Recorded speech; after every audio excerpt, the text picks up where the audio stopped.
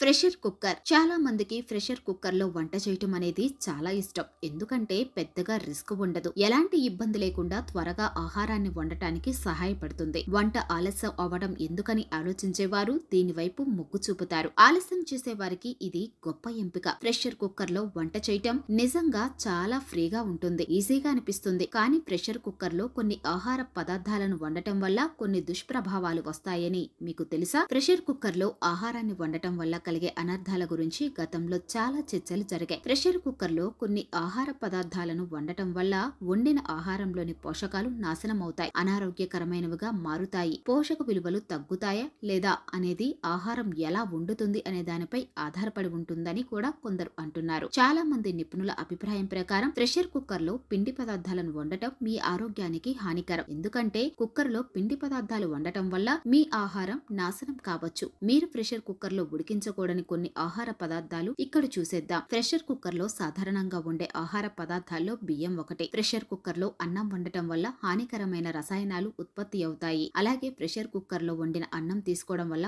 ఊబకాయం వస్తుంది. మనలో చాలా మంది బంగాళదుంపలను ప్రెషర్ కుక్కర్ లో ఉడకబెడతారు, ఎందుకంటే ఇది చెయ్యడానికి సులభమైన వేగవంతమైన మార్గం. అయితే బంగాళదుంపలో స్టార్చ్ ఉంటుంది, కుక్కర్ లో ఉడికించకూడదు. బంగాళదుంపలను ప్రెషర్ కుక్కర్ లో వండటం వల్ల మీ ఆరోగ్యం ప్రమాదంలో పడుతుంది. ఆరోగ్యంగా ఉండటానికి, ఆరోగ్య సమస్యలను నివారించడానికి ప్రెషర్ కుక్కర్ లో పిండి పదార్థాలను ఉడికించకూడదు.